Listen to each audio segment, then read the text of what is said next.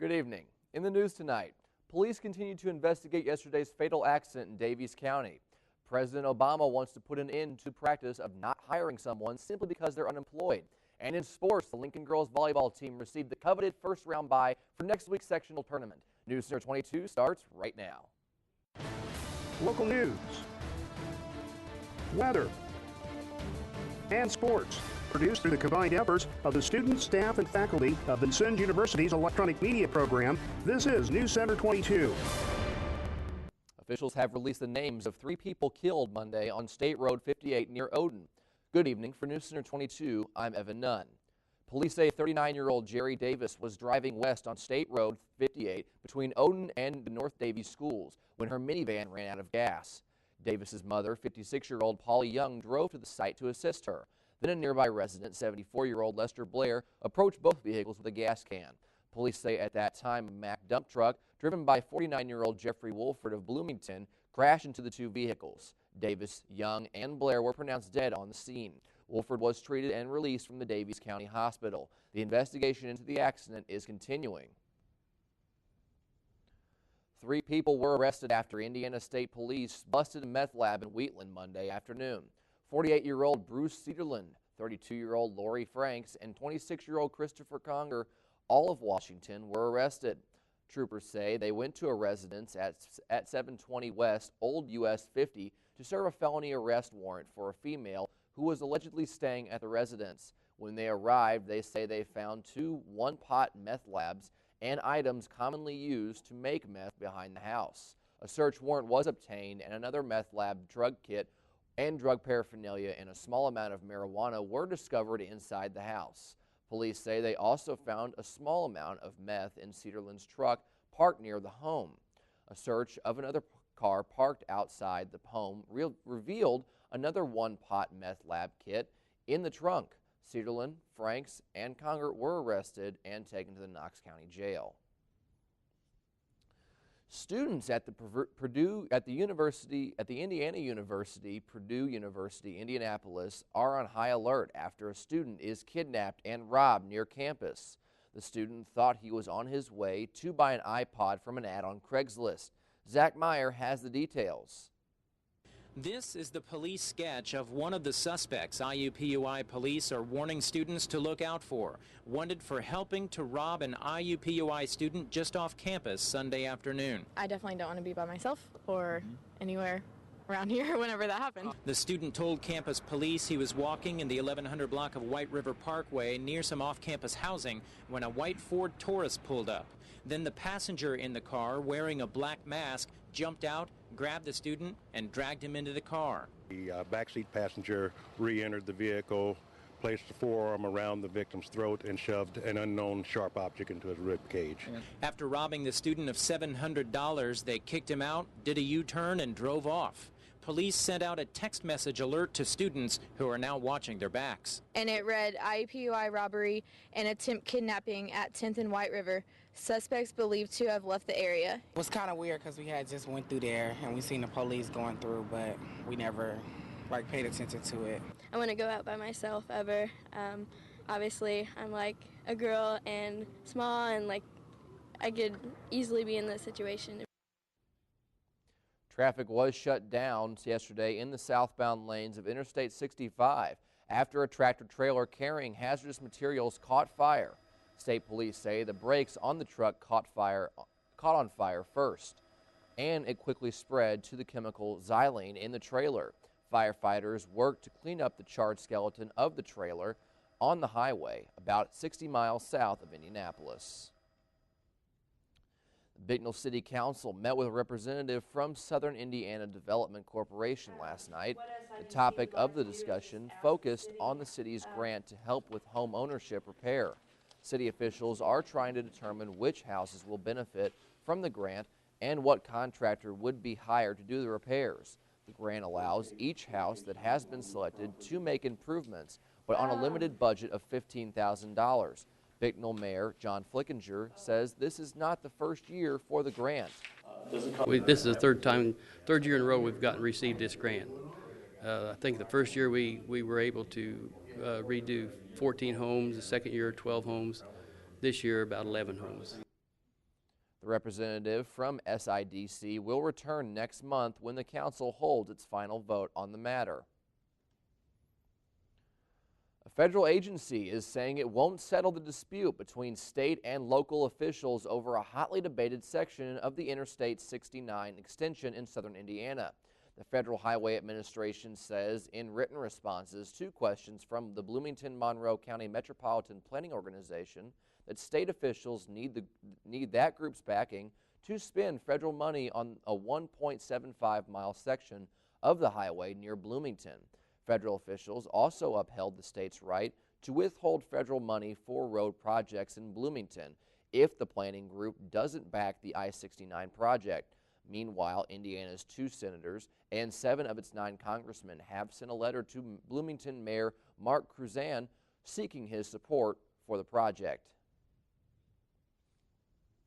Still to come on News Center 22, some businesses hiring are saying no thanks to applicants who are unemployed. We'll explain how the president is now aiming to make that illegal. And the sluggish economy has many people cutting back on their spending. But what about when it comes to taking care of the four-legged friends? We'll find out when we come back. Stay with us.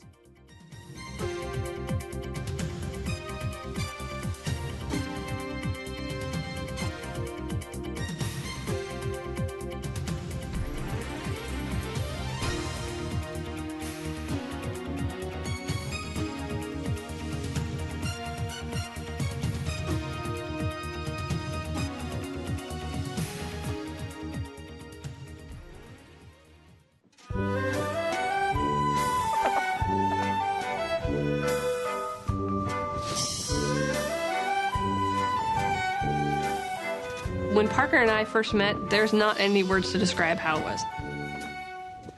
We were meant to be together, and I love him dearly. He's the perfect ferret for me.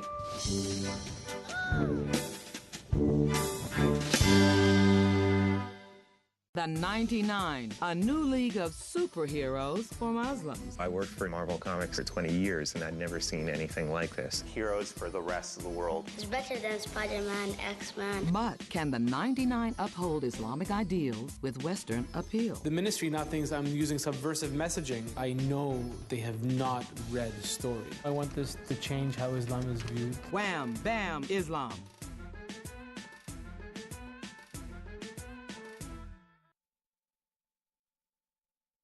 There's one provision included in President Obama's bill that's getting a lot of attention, and it has to do with discrimination against the unemployed.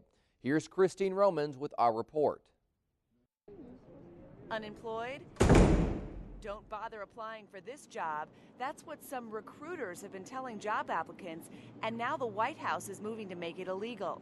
President Obama's jobs bill would make it, quote, an unlawful employment practice if a business with 15 or more employees rejects an applicant because of the individual's status as unemployed. It would also ban job listings that exclude unemployed applicants from applying. It's not just bad for the workers, it's bad for the country, it's bad for the economy. It's a tremendous waste of human capital to tell people that because they lost a job, they're not eligible to get a new one. But business groups are critical and say employers will always hire the best person for the job, regardless of whether they have one now or not.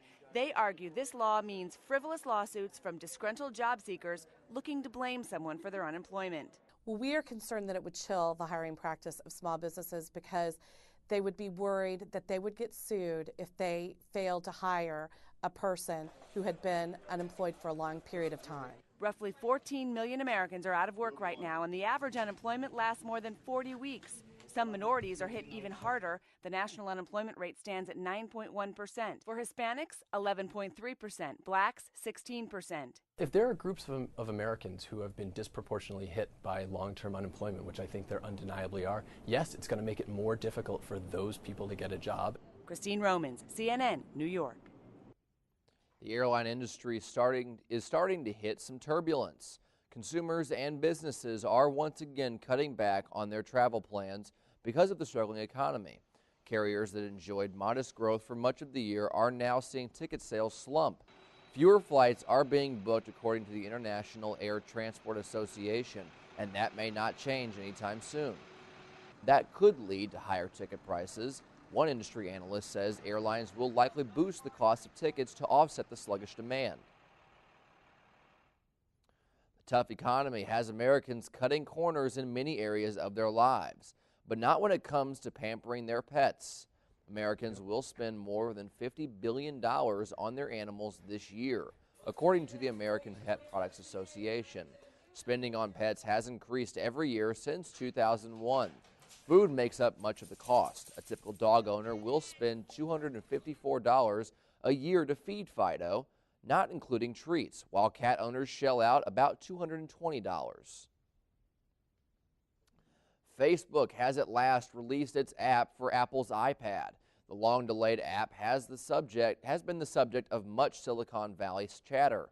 Some rumors suggested that a rift between Facebook CEO Mark Zuckerberg and Apple's executive team.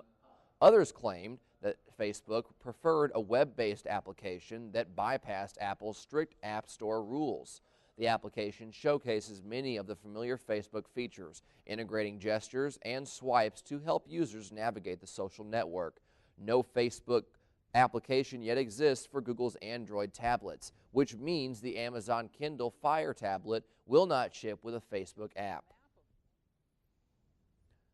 Forget those Girl Scout badges for cooking and first aid. The latest badges are a little more up to date. While Girl Scouts can still earn badges for those popular activities, now they can garner patches for digital filmmaking, financial literacy, website and product design, local food awareness, and customer loyalty.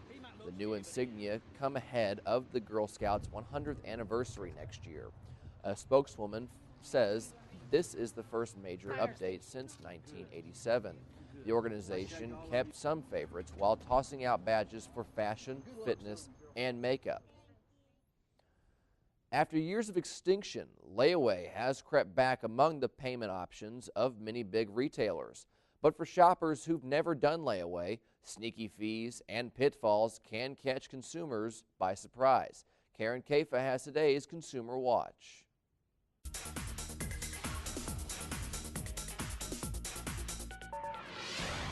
Layaway is making a comeback. With high unemployment and credit tight, retailers see the in-store pay over time option as a way to help consumers. Toys R Us and Walmart are among the major retailers who will offer layaway options during the holiday shopping months. Sears and Kmart offer it year-round. But if you haven't gone through the process before, don't let the usual fees associated with layaway plans catch you by surprise. When you first acquire the item, you're going to be paying a service fee. And so you need to be aware of what that is. And then, there's going to be the ongoing payment, so you need to be very aware of what the grace periods are so you don't trip up and lose the item. And if you do miss payments and the store puts the item back on the shelf, that could cost you money too. This usually means paying cancellation fees in the ballpark of, $15 to $30. And, it's easier to trip up on your layaway payments than you may think. And every retailer's layaway plan is different, and not all items are eligible for payment over time. So read the fine print or ask questions in store before you enter into each agreement. For Consumer Watch, I'm Karen Kafa. Another great day to be walking to and from class on the VU campus today. But that may not be the case tomorrow. Ethan Quarterman joins us now to explain why. Ethan?